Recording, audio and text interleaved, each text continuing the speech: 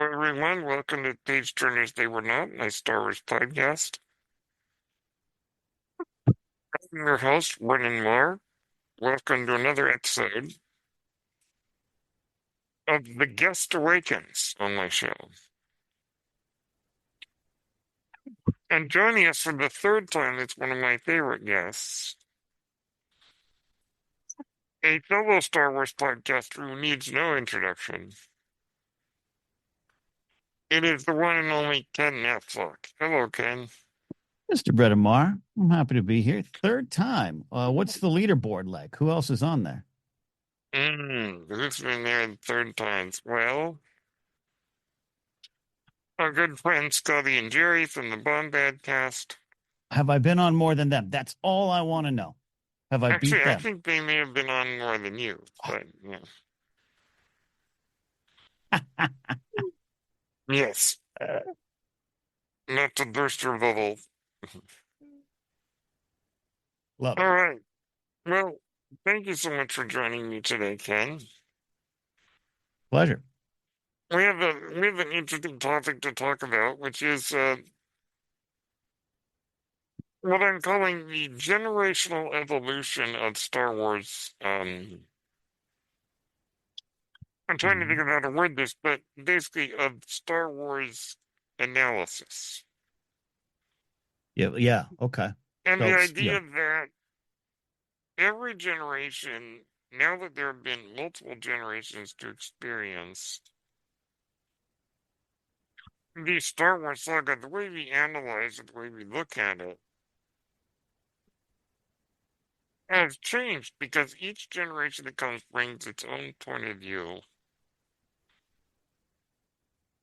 to just the way that we look at Star Wars as a whole. Right. And considering that there have been so many entries in Star Wars and so many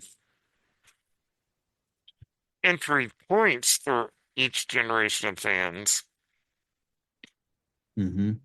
the generation that came before starts to realize that while their opinions may still be valid, there is a younger generation with a different view and different perspective based on their understanding of the world, but also just their understanding of Star Wars as a whole. Yeah. So let us cast our minds back. Now, our friend Ken here wrote a book a few years ago called Why We Love Star Wars, which I've read and I recommend highly. Thank you. And you were talking about how your real first experience with Star Wars was being aware that Return of the Jedi was coming out when you were a kid. Correct. Now, you saw the original film in the drive-through, but you were 1 year old. Also correct. So that's a little bit different since you probably had no memory of that. No. Unfortunately, I wish I did. Yeah, but so your earliest thing that you can recall, I think your book talks about this, seeing the trailer for Return of the Jedi on television, Correct. Yes. or at least a commercial for Return of the Jedi on television. Yeah. Good point. I can't even remember, but yeah, essentially a commercial. Yeah, but So you grew up during kind of that just the right age to experience Star Wars, mm. and you, I don't know, how long did it take till you saw the entire trilogy? Not. I mean, probably within the same year. Return of the Jedi is, the first one, and then I came out and I saw New Hope, probably on the TV version, and then Empire. I do specifically remember Empire being the last one. So I saw it in that order, but over the years, it almost didn't matter. It was as if I saw them in order because it all just kind of became one thing. But yeah, that was definitely the view in order, and all by the end of '83. Do you recall? I mean, I know with a lot of kids, their sense of film analysis is still evolving, particularly when they're that young. Yeah. But do you recall what some of your really initial thoughts on the trilogy were as a child? I mean, it was a complete fun fantasy. It was a good dose of hero worship of these characters that I loved. It was good over evil and a lot of pew pew pew in between, you know. And there's so many other things during that time that came out, including Indiana Jones, which I love, but a lot of things similar to Star Wars. But I gravitated to Star Wars from the beginning, and it's never been replaced by any other thing. But it was just the true to borrow from Lucas, the fast and intense saga that I needed. It definitely, I remember, for me as a kid, it was very much the same experience. Mm-hmm. But here's this really cool space adventure with laser swords and Yep. ray guns and all the stuff that Mark Hamill likes to talk about. Mm-hmm. Um, Mm-hmm. that really the elements of just seeing it really as just a film, just a fun Mm. adventure. Right. Correct. I think for most children, that's probably how they view it. Um, Yeah, and I think even as intended, right? yeah, There's so much stuff in it that, well, I'm sure we'll discuss, but I think even then, especially those films, are packaged as a younger audience's, place to go find adventure. it's true. Now, do you recall at that age if there was anything about the morality or the lessons or the philosophy that stood out to you? Oh, that stood out to me personally. Just the simple stuff, and I. Huh? We have a glitch. I will fill the time. Anyhow, I know that those of you who are listening, while you're waiting because Ken is frozen. Oh, there we go. There we go. He was frozen in carbonite there for a minute. Are you all right? Oh, I am all right. What happened there? Sorry about that. I your end. Regardless, Hmm. All right, let me just double check. All right, I'm yes, here. You hear me now? yes, indeed. Yeah, and Great. folks listening, you get what you pay for on this podcast. Hey, it is a miracle that we are doing Yes, this in the first place. that's true. So, yeah, were there any of those lessons that stood out to you?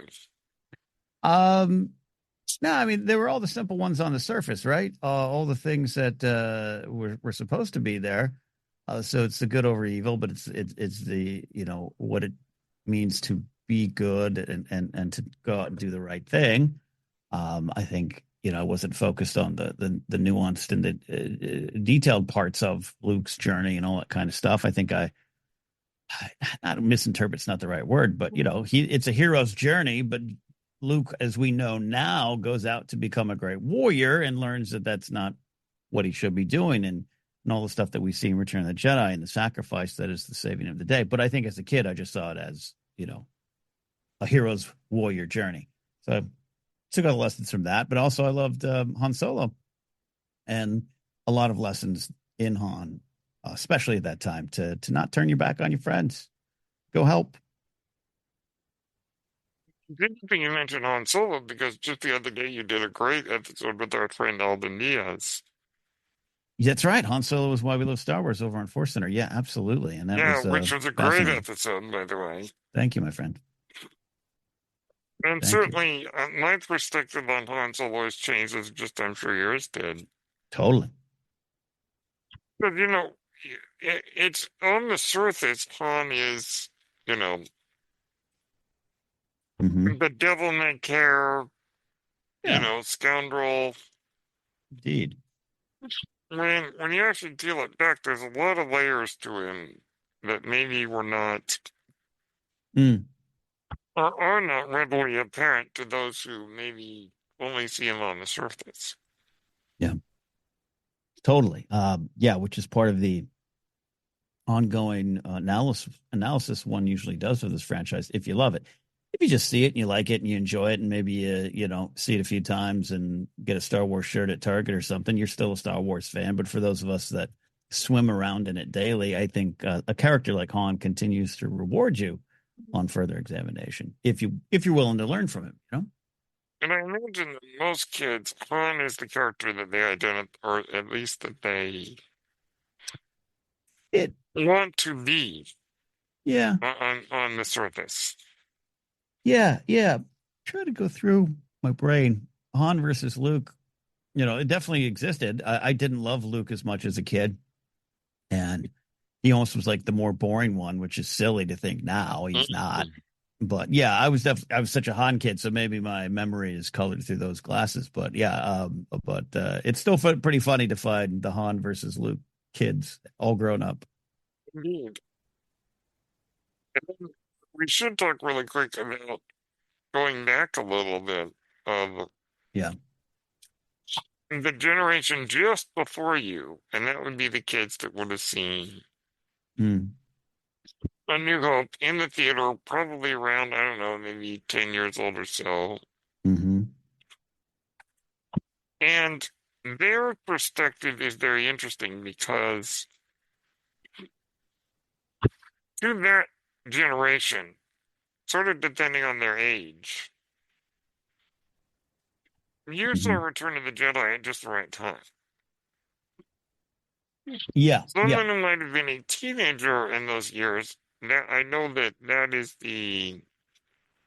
hmm that's where you often run into the people saying Return of the Jedi is the weakest of the three. Yeah, that's true. And often people of that age are the ones who said, I didn't like it because of the Ewoks. 100%. Yeah, absolutely. Grew up with Mm, that being said daily almost. yeah, and I remember when we used to do Jedi Alliance over on the hmm Popcorn Talk Network. hmm I won't say names, but you had a few guests who were still of that mentality. Constantly. Yeah, you're right. Yeah, we won't name names indeed, but I remember. Yes, as do I. Um, hmm so in the case of something like the Ewoks, for example, that's something that's definitely evolved with time as well. Yeah. But particularly, yet you sort of can tell the age of a person by, we're speaking in generalizations here, but hmm the age of a person based on they either hated the Ewoks or they loved the Ewoks mm at that time. And obviously that's changed since. mm And now, of course, the Ewoks are beloved, and more than beloved, anyone who's played Ewok Hunt on Battlefront 2 hmm knows that they're scary. Very scary. And the Very scary. cuteness is only a facade. Yeah. Now, on that note, Ken, when did you first become aware of this whole they should have been Wookiees argument? Early on, I couldn't pin it down. I couldn't pin it down exactly because it just is kind of part of the lore, right? And it's sold as it's funny you phrased it as if someone was saying should have, as if it was an opinion, which is always opinions are valid, but it's often framed as a fact. And from a certain point of view, it is. It's not entirely the case. There wasn't like they were going to make Return of the Jedi or Revenge of the Jedi, and Lucas was like last minute change. Ewoks, Wookiees are becoming Ewoks. That was not what it was. It was back from the adventures of Luke Starkiller days Mm. and the long drawn out thing. So it's not necessarily true. I would argue that it's not 100% true that was the case, but it didn't matter in the playgrounds. In the news information trade on the playgrounds of elementary schools all through the 80s. That was the truth. That did you know that the Ewoks were originally supposed to be Wookiees? Which, as a kid, I did love the Ewoks and love them now. But as a kid, that kind of did help turn my opinion of the Ewoks for a few years because it was like, wow, Wookiees are so cold. I would have been so, they would have just ripped the arms off of Imperials and everything, and all that kind of stuff happened because of that. Yes, there's a YouTuber that I follow on occasion Mm-hmm. who did some great video essays on the original Star Wars trilogy. Mm. But he is definitely of the, oh, that would have been so much better with Wookiees. And that's a Yeah, classic case of, well, maybe, but we don't know that because it never got made. correct. You know, Correct. it could sound cool on paper, but then you make the movie and go, wait a minute. It would have been cool. Like I would have loved even a little more time on Kashyyyk and Revenge of the Sith. Oh, I I actually, love those scenes. Yes. yeah, I think going into that movie and hearing the rumors of it and then seeing some of the stuff in the trailer, we're like, oh, we're gonna get a big battle on Kashyyyk finally. Like, and again, even then, by 2000, I think even around 2005, I hadn't, the internet was definitely huge, but not to even the level it is now, where you're not on it all the time searching for information. So I think even by 2005, it was kind of like this. Oh, Lucas is finally going to the Wookiees like he wanted to, which again, not true about Return of the Jedi. But it was fun. But again, I think you and I would be on the same page that in Return of the Jedi wouldn't have worked to what George was trying to do. The Wookiees were too advanced. Chewie flew the Millennium Falcon, knew his way around blasters and tech and everything like that. The Wookiees were too advanced. He needed the Ewoks there to prove that point. It's part of the fairy tale of Star Wars. Mm-hmm. I mean, sure, it would have been cool to see Wookiees all decked out with blasters and, Oh yeah, 100%. but having a quote unquote primitive tribe Mm-hmm. take down the Empire, not only is that more in keeping with the fairy tale, Mm-hmm. but it's more in keeping with the Vietnam mentality. Yeah. Yeah. Yeah. Now, Yeah. George Lucas claims that he based them off the Viet Cong. Now, George has claimed a lot of things over the years. I'm assuming that one is true. Yeah. Yeah. But as Chris Taylor, the author of Star Wars Conquer the Universe, often says, a lot depends on when you ask George. 100%. 100%. Now that certainly has been his claim, and I think if we read the original screenplay, It's which I have read, that's mm-hmm. clearly there. Mm-hmm. Mm-hmm. I think my 2 cents on it are that it was similar to what you hear Tony Gilroy say about Andor now that the show is done, or in the press for Andor season 2, where there are some very specific things in Andor season 2 that connected directly to the news headlines of the day. And Tony was Hmm. very clear when a lot of entertainment reporters said things in interviews on podcasts and YouTube channels like, wow, you wrote for the headlines. And he was like, no, no, no, no, no, no, we didn't write. We wrote these script 5, 6 years ago. We're just writing history. And we're writing the history of fascist regimes. We're writing the history of the fall of empires. And if this stuff sounds familiar, it's because, well, it is. History is a straight line. The And I think repetition is frightening, the yes. repetition is frightening. Great way to say it. And George, I think you're right. Yeah, Chris Taylor's book is amazing, and it's been a few years since It's I've talked another to. book I would highly recommend. Highly recommend it. It's been a few years since I talked to Chris. I used to see him at cons all the time. We had him on Jedi Alliance. Hmm. He's a great Hmm. dude. A British man in San Francisco, living the dream. He's great. I think he's 100% right.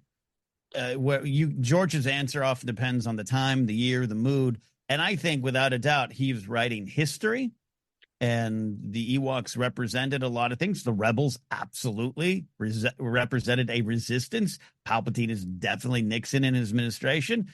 So I think that's all there. But I think over the years, my personal take, Brennan, is that George doubled down on the idea that they were specifically the North Vietnamese army and the Viet Cong and all that stuff, almost out of not stubbornness, but just going like, since you all missed the point, I'm going to be very clear now, maybe more than I was clear then, that that's what it means to me. I It's think that's very, kind of what's George.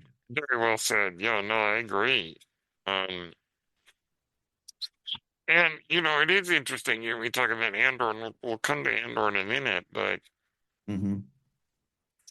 the fact that it seems so relevant is because this has always happened. Yeah, unfortunately. Yeah. And in the case of the Ewok, there's always been situations where an empire or a very strong uh, country Mm-hmm. goes into a quote unquote more primitive place Mm-hmm. and doesn't often know what they're getting themselves into. Mm-hmm. Yeah. And this is true of in India when under the British Raj. This is true of Mm-hmm. all the colonialism in Africa and other such places. Mm-hmm. And sometimes your primitives, quote unquote, can outsmart your advanced people, Yeah. but the advanced people have no clue what they're getting into. Yeah, they don't know the land, right? It's almost like the quote unquote more knowledgeable you are, the more unwise you become. Yeah, absolutely. And the unfamiliar, their unfamiliarity with the land that they're conquering there. Yeah, it doesn't always. Yeah, I think there's other times where the machinery will win, and I don't mean literal machinery, but the big machinery of a larger country will win. The But bureaucracy of it and all that, yeah, yeah. yeah.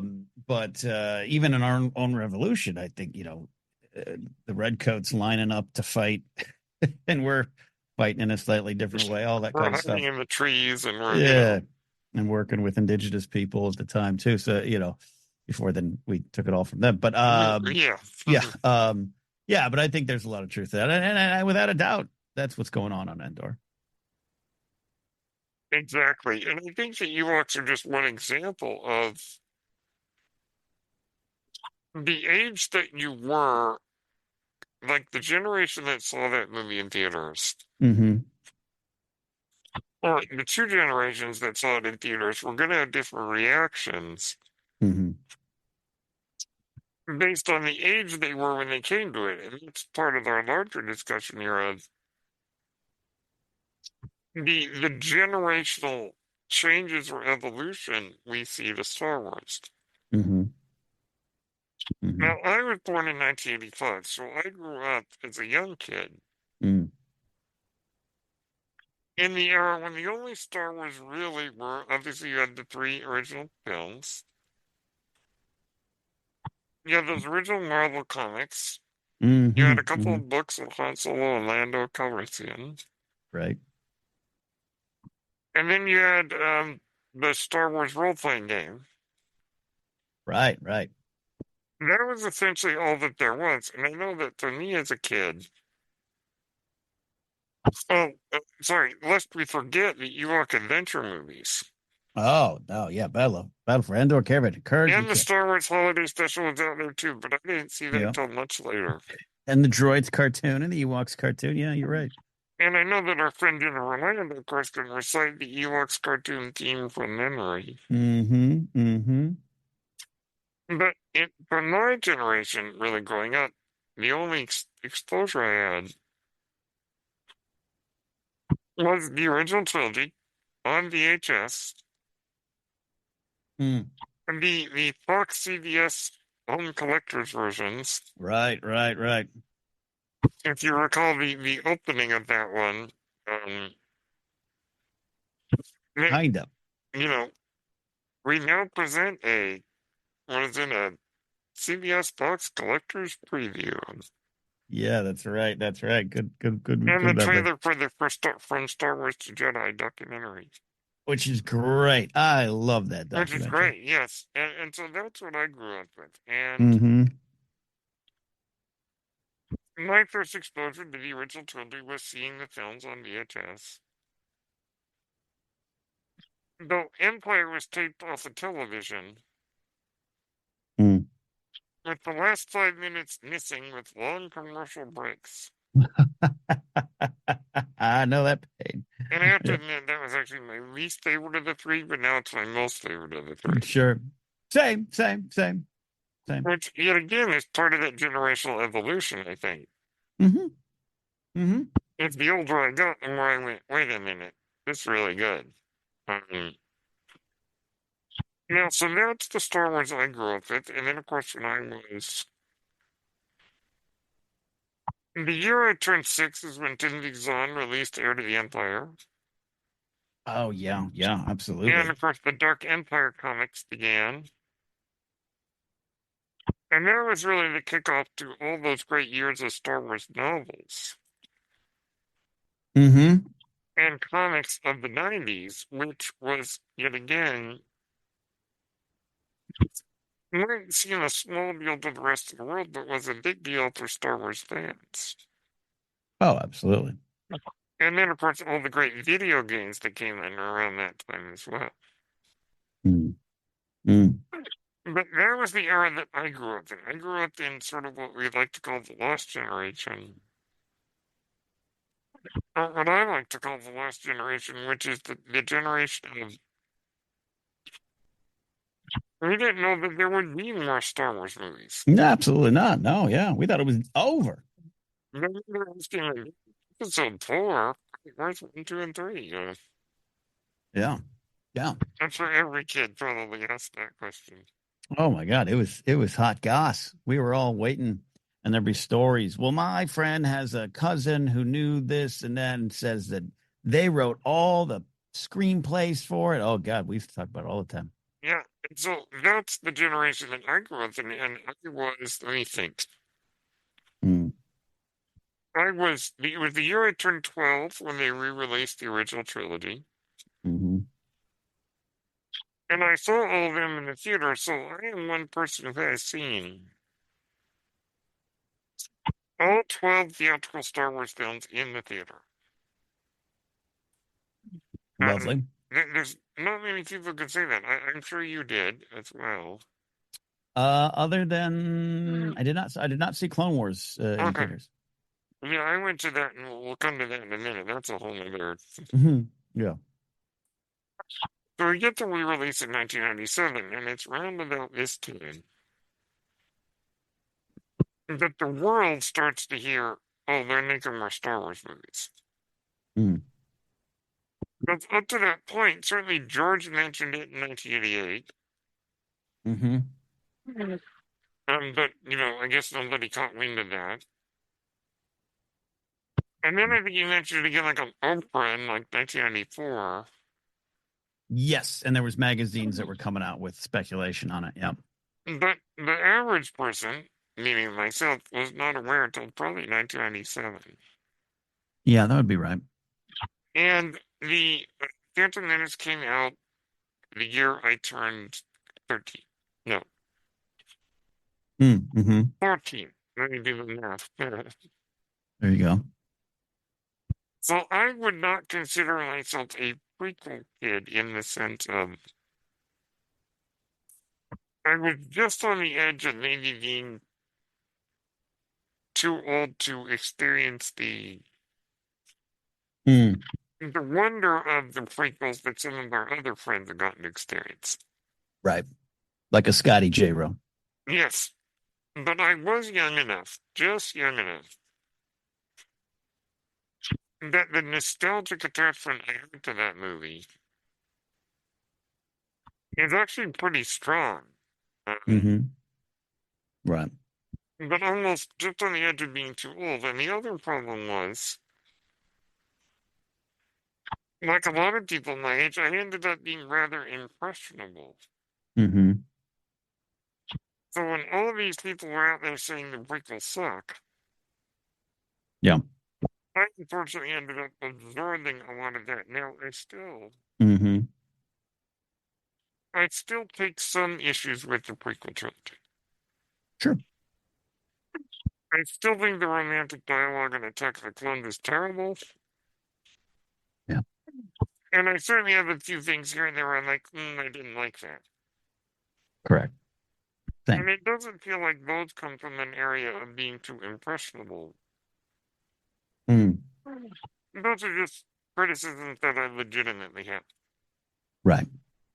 Understandable. But much of the overall prequel hate, to me, seemed like it was a result of just absorbing it through cultural osmosis. Mm-hmm. Mm-hmm. Now, Ken, you Mm-hmm. were, let's see, you would have been a young adult when Phantom Menace came out. I would have been 23-ish. Yeah, so, and this has been documented, but it bears repeating. What was your experience as an adult with the prequel trilogy? A lot of excitement. You're talking about, you said 1994. I was in film Well, school or when get Phantom Menace actually came out, it's what's that? when the prequels actually came out, I think. We talking about 99? Yeah, yeah. Yeah. Yeah, but I'm talking about in Oh, 94. going back. Okay. Yeah, yeah, yeah. In 94, I was in film school and we're getting ready to transfer into film school later on, which I did not do. And that's when the first like magazine articles, Cinescape and stuff started coming out with, hey, they're going to do more Star Wars films. George had started writing them in November of 1994, but we were starting getting speculation. Then I worked in radio, and my friend who was the night DJ, Megan, was a big Star Wars fan. We used to hang out at the radio station at night playing Star Wars Monopoly, and this is like 1996, and we'd be talking about, oh my God, they're making this new Star Wars film. Oh my, could wonder if we could go be extras in it. Like we just, the excitement was building. Then I moved to LA and all the stuff, and the films finally come out. The trailer hype, sneaking in to meet Joe Black. I was a security guard at the time at the Northridge Fashion Center. There was specific theaters there, and they had a big screen in the lobby that would The play. great Play. Meet Joe Black era. Oh boy. Yeah, yeah. Which I didn't have to do because again, I would go into the lobby of the Pacific Theaters 10 in Northridge, California, and they would have this giant screen on the wall, giant screen, and the trailer would play like I don't know 2-3 times an hour. So if I was patrolling in that zone, it was 4 through 6. I still remember it. I would walk in, hey, everything okay in here? And then, I'll just stand and watch the trailer since I'm here. Um, so the excitement was building. I waited in line for tickets for Phantom Menace. Me and my friends went to see 2 showings on the first day, like at 10 a.m. and then maybe like 1 p.m. One of my friends, one of my best friends from childhood, came down and saw it, and it's a memory I'll cherish because he passed away a couple years ago. So I was there. Yeah, then there was kind of a record scratch. And I think it's important to acknowledge, like, even though I'm a big fan of the prequels now, and there's so much depth to them, and there's so much accuracy to them, unfortunately, in terms of history, Yes. fa- and fascist governments, and how things collapse and fall. I think the collapse of, I think my favorite thing of the prequels is this analysis of orders and structures and unions and things that have that can crack from within, and George saying we need these institutions but we should always make sure they're doing what they're intended to do. I think that's big for me in my life, now even more than ever. But I also want to acknowledge that, like, it's not entirely crazy. I don't want anyone to, if you're out there listening, you're like, well, I hated them then and I hate them now. I actually understand it because I was there too. It goes beyond, well, we didn't expect that, or it goes beyond, like, I don't think it's entirely fair to say, look, it was for 9-year-olds. You were too old. Get over it. That's not entirely fair. I think that's part of what needs to happen, generational change. But I think at 23, sitting there, that was completely a left turn from what we thought we were going to get. And Hmm. it's fair to struggle with it. And I think I want to have those conversations even more now, where sometimes I have conversations with people in my age group and I'll be like, oh, I love the prequels. And they just kind of look at me as if I'm insane. And then what ends up kind of happening is then it almost is as if I'm telling them, no, you're insane for not liking it. But like you said up top, there's things. George's dialogue is a little too a little too uptight for me. His directing style with the actors is infamously vague. And I think that some of the stuff present, the tech is groundbreaking, but not everything holds up. Mace Windu stepping on sand that doesn't move in Attack of the Clones. It looked good in 2002, but it doesn't hold up. I don't think anyone's crazy for watching those movies as a Star Wars, as a diehard Star Wars fan, and going, well, not my favorite. I just and I was there, Brennan. I was there. But what ended up happening, and every other time, episode 2 and episode 3, I got excited. My excitement was still there. So I can't deny that. I had fun with those movies. But then what ended up happening, and I talk about this on ForceCenter a lot, I don't know, about 2007, 8, I'm buying, as much as I said, I don't like them, I bought all the DVDs. I had those, bought them the day they came out, and then I'd watch them a lot. And I'd put in, I'd be on a Saturday on a day off going, ooh, kind of want to watch some Star Wars. Let me put in Revenge of the Sith. And then I wouldn't tell anyone. It was like shame. It was like I was shameful. But what it really meant was what I think. I'm sorry, I'm kind of monologuing here, Brennan. You're making me think of some stuff. What was really happening wasn't shame that, oh, I like these crappy prequels. What was happening was is I was starting to see them differently. I was starting to connect to them, but I had been so it's almost like Kylo Ren in eight and most of nine, where he knows maybe he's on the wrong path, but to turn around takes a courage to turn around and kind of say, I was wrong and face the people, or in this case, the movies that you wronged. It takes a lot of courage. It's hard, and it's easier just to destroy it all and go forward. And I think that's what was happening to me in the late 2000s. As I actually liked these, but it was easier to tell everyone I didn't. Yeah, exactly. I think that overall, a similar experience occurred to me, though I think my generation might have been easier for us to turn and make that turn, Yeah, though there are people my age who still don't like them, that's fine. Um, I know young people, quote unquote young people, that don't then either. we have this whole generation of kids, who are like little kids, and their first exposure to Star Wars Yes. was the prequels. Now certainly you have stories of Mm. Gen X parents going, now we're going to sit you down and watch the real Star Wars movies. Yep. Yep. Exactly. Bingo. And those other ones don't exist. We certainly hear stories of that. Yep. Still, I still run into those people. But to be able to run into younger people like Scotty, Yeah. Eldon Diaz, Jared the Dark Jedi, a few of our other friends, when their first exposure to Star Wars was The Phantom Menace. Hmm. And they loved the Jar Jar Binks. I love Hmm. him too, by the way. Same. One of my favorites. I didn't once upon a time, but I do now. Hmm. Um, and of course, I'm sure to the chagrin of some of the more teenagers and adults, Hmm. I'm actually finding his humor funny. Right. And I think that what has changed over the years is with the generation that grew up where the prequels were their first exposure to Star Wars, there is a sense of these movies mean as much to them as the original trilogy did to us. Yeah. And their emotional attachment is because it had an effect on them. And it's to this day, they're not just movies to them, the way that the original trilogy isn't just movies to us.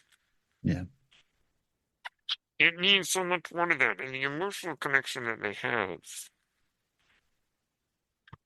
is something that's so beautiful and, well, wholesome, as the kids say. Hmm.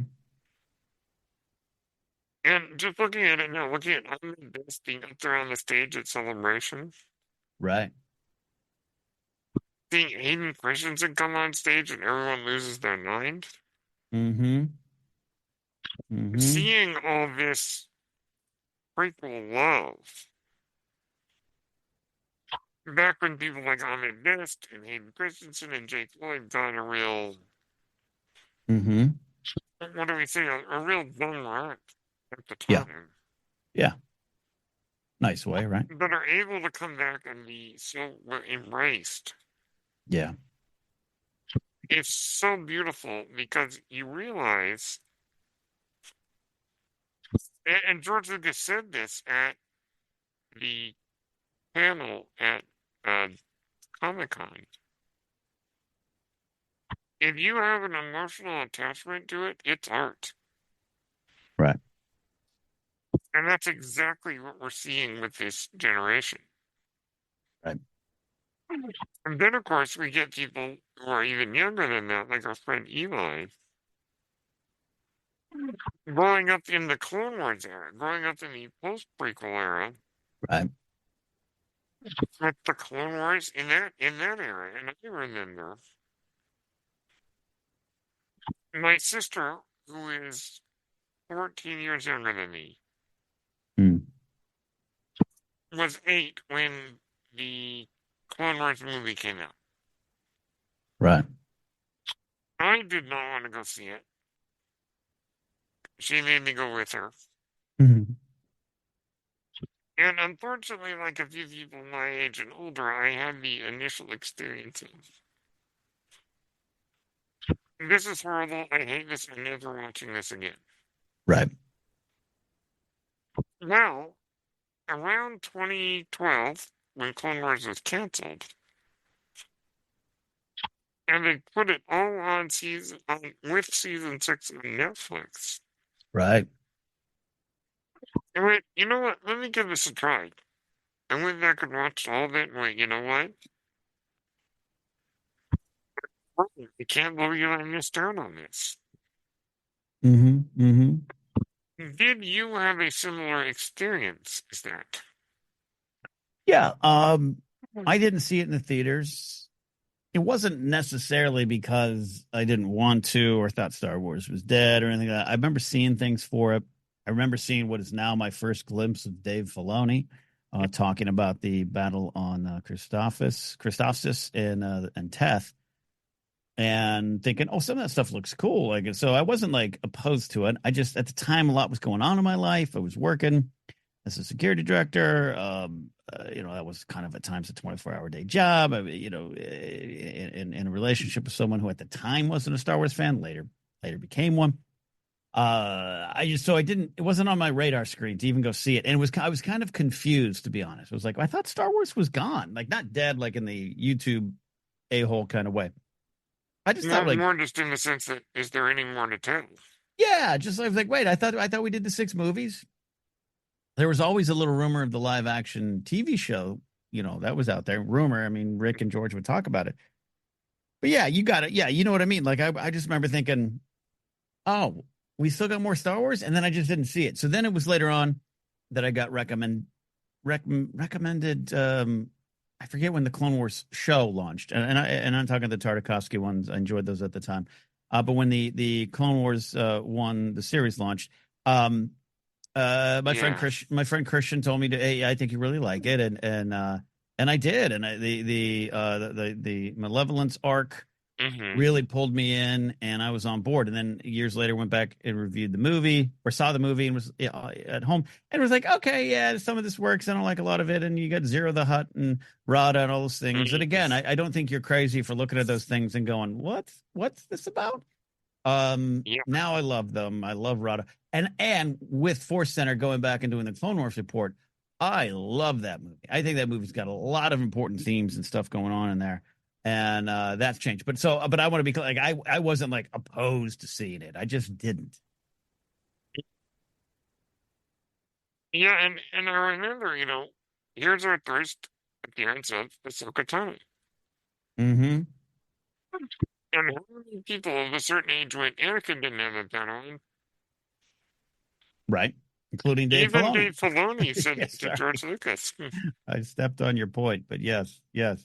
He was like, he didn't have a pen on. And George was like, well, yeah, it is. Yeah. Yeah. Yeah. And it was really interesting because I remember that the first 2 seasons are good, but kind of spotty. Yeah. They're different vibes. Season 3 starts out with a bang because it's Katie Lucas, Mm-hmm. George Lucas's daughter, writing the Night Sisters of Dathomir arc. Mm-hmm. Mm-hmm. And from season 3 to the end, we're talking some incredible Star Wars. Mm.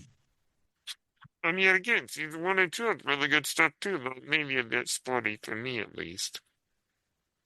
Yeah. Yeah. I agree. But the interesting thing is, I remember when they announced Bethel isn't dead. I mean, it's the dumbest thing ever. Mm. Mm. Well, I'm sure you had this experience. Once we finally saw those stories play out, Right. it's like I can't. There could be no other way than this story.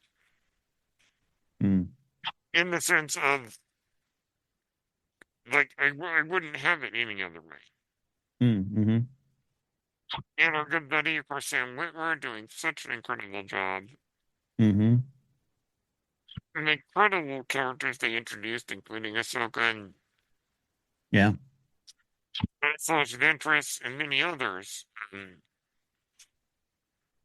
Though Assange wasn't introduced by the series, but nonetheless. Yeah, yeah, yeah, but expanded upon, and Katie Lucas deserves all the credit for turning And that character into an actual character. and creating the character of Bo-Katan and creating the thing about the Darksaber Yeah, and yeah. Yoda's journey to find out the secrets of immortality. You know, there are so many things that I'm like, how did we do without this? Mm, And it's really cool that I think that for me, it took a younger generation to kind of get me more interested because the kids who had grown up watching the Clone Wars on Cartoon Network, yet again, it's their Star Wars just as much as mm-hmm. the other entries in Star Wars are Star Wars to other. Yeah, yep. And then, of course, we get the big Disney sale, Mm-hmm. and we get our first major entry in the new canon, Star Wars Rebels. Correct. And Star Wars Rebels, immediately, I was like, okay, I'm into this. Mm-hmm. Mm-hmm. But I imagine that a lot of the kids growing up, I mean, that was their Star Wars too. Very much so. And to think that there are generations that have seen entries in Star Wars, Mm-hmm. like Rebels, before they ever saw the original trilogy. It definitely has to be a different perspective. Because, if, for example, if you're watching the prequels and you haven't seen the original trilogy, you don't know what's going to happen to Anakin. Right. And for that generation, that's going to come as a big, emotional shock. Absolutely. And I know some folks that experienced it that way. And then, in the case of my nephews and nieces, they all grew up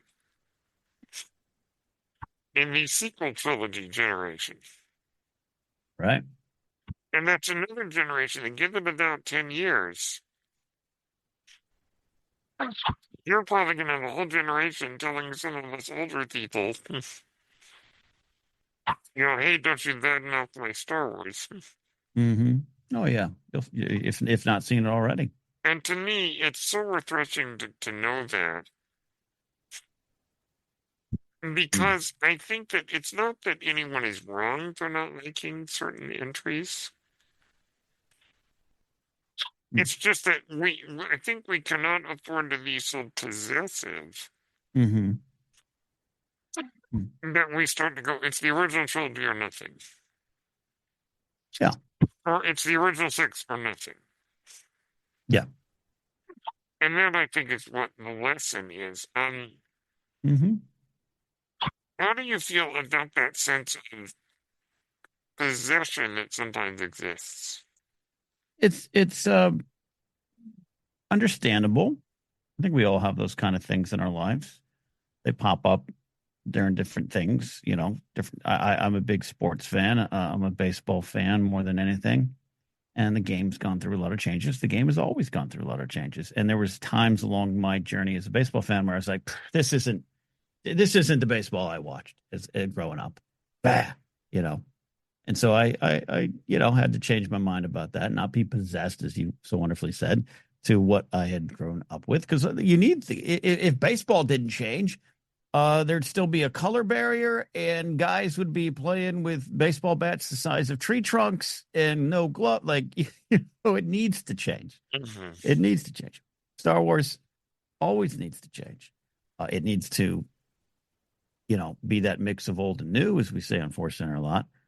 But what you're talking about, this possession thing, is something that I run into a lot with Generation X. I say it again, I find it understandable, but they work really hard to take away anyone else's perspective on Star Wars, and I think that's destructive. And you're right; it is a very much a possession. And I always say, like, look, if episodes 4, 5, and 6, and not even a lot of these people still hate, they hate the special editions and all stuff. I'm like, okay, I got it, and I don't love everything in that either. So give it time. You'll like Joe Yowza like I do now as well. But We'll see about yeah, that. but if that's what it is, 4, 5, 6, or including 1, 2, and 3, Lucas's Star Wars versus Disney Star Wars, you could still have all that, but you got to maybe let it all go. Then you are holding on to it. The balance of the light side is there is dark and there is light, right? And what the imbalance comes from those who would push the dark side over onto the light side unnaturally. And I think that's what happens a lot. Not just saying Generation X, but it's it's the generation I'm part of, and a generation I have the most conversations with about Star Wars out in the wild, not on podcasts. And they all kind of have that possession thing going. And they unnaturally push their perspective over on everyone else at the table, everyone else in their lives who's a Star Wars fan. And Yeah, that's the problem. I mean, you remember when everybody and their mother went, "Hey, here's what I do in the prequels." Yeah. That's all I would tell them. And it's like, Mm-hmm. okay. Mm-hmm. But how many of us are actually filmmakers? And the answer is not very many. Um, Right. Right. but it's certainly interesting because, Yoda talks about this in Revenge of the Sith. Mm-hmm. It's important to care for things, but then there comes a point where you become greedy and possessive, and that's what happened to Anakin. Yeah. He wasn't willing to let go. He Mm-hmm. wanted to have it his way or no way at all. Yeah. Greedy's a good word to use there. Yep. And that sort of is one of the things we want to avoid, I think, as Star Wars fans, is to recognize, and your show certainly does this very well, to recognize and respect all the different entry points and perspectives that come with however you get introduced to a galaxy far, far away. Mm-hmm. Mm-hmm. And we certainly have seen now that, like, the prequel generation has grown up, and now, the sequel generation is growing up. Is that they're going to have a perspective that's very different than ours. Exactly. I mean, how many people growing up in the 80s and 90s were picking up on the political messaging in Star Wars? Not a lot. Mhm. Not a Now, lot. you know, the reason being that the world wasn't perfect then, Yeah. but there seemed to be less of a culturally, it wasn't as much of a people, or at least it seemed that way. I'm not an Wh- expert in that. Whether that was actually true or not. Yeah. I'm not an expert in that. Mhm. I'd be curious if there's any film critics that could, know film history and just the history of, you know, criticisms and reviews and discussion of films and art. Always going to be a group of people who knew everything that was going on in these films and what they're about. But I think there was until for me, I mean, maybe it's just because it's the change I went through, but the last 10, 15 years where you start to see the themes, and the themes are the easy things to grab onto, but just the intention of the art. I just don't think that was, especially in genre storytelling, I just don't think that was encouraged. Meaning, like to discover what it was about. You didn't review movies based on what the movie was saying. You reviewed the movies on what you like about it, what happened. Like one of the things that would drive me absolutely bleeping crazy was when I started digital media stuff in the 2014, 15, and I would go on other shows and we'd review the Clone Wars or review Rebels, right? Mm. And they would just simply the other people on the panel would just simply, and I was a guest on these shows, whatever. So I'm not trying to be nice, but like they would just, all right. So then, so this happened. What do you think about that? All right, and then this happened. What do you think? And they're just recapping the episodes we all just watched. And it's like, great. What does it mean? What does it mean? And I don't think that was encouraged growing up. I was not encouraged to look too deep. In fact, a lot of the meanings around Star Wars were misinterpreted. I grew up in the Satanic Panic '80s, so there were a lot of my parents were not happy about me watching Star Wars. They let me watch it. One of the only things they let me watch, but they did not let me. They did not like what was going on in those films. A gross misinterpretation of what was going on. But I think it was more of a negative way. But not on. This is not unlike in the 1950s with the horror film genre. They're doing some of the most political work and socially important work out there, but it's Well, wrapped up in horror films, which are good point. generally lower budget, and we just people aren't trained to see it. The example I always go to, because it's one of the, it's almost the Viggo Mortensen broke his toe on that take kind of level of film criticism or film discussion, but Godzilla being a post World War II creation of the U.S. war machine coming down on Japan. Like that's why that exists. But no one talked Mm-hmm. about that for 50 years in my circles. You know what I mean? It was just Wow. Godzilla. It was a monster picture, and which is fine, by the way. But Star Wars is in the middle of those kind of things where Well, everything George wanted to do was there from the beginning. But we weren't encouraged to talk about it. And if you were to say something like that, well, I think Star Wars is saying this. People will be like, it's just a space movie. Calm down. yeah, exactly. I think that I wonder because I remember, when Phantom Menace came out, you get the turmoil has engulfed the Galactic Republic, the taxation of trade routes, the outlying star systems is in dispute. Well, I remember people saying that's the most boring thing ever. Oh yeah. Fast forward to today, Mm-hmm. mm, it's all too relevant. I just paid $9 for ice cream, Brennan. The Phantom Menace warned us about it. Phantom Exactly. Menace was saying your ice cream's going to go up. Tariffs on your ice cream. Yeah, exactly. And that's why the messaging is so important. Yep. Yep. Yep. But the great thing about it is the evolution in terms of age, in terms of being a little kid when you see this, and when you're an adult, you go, oh, I get it now. Hopefully, yeah. Yeah. Yeah, hopefully. And so each generation is going to bring its own perspective, and I think it ultimately falls to those of us who are older Mm. to not be so precious of how we view Star Wars. Hmm. So that there's room for other people to come in and say, well, I think this. Yeah, and find out how they connect to it, right? Yeah, exactly. And that's one of the joys of Star Wars, Totally.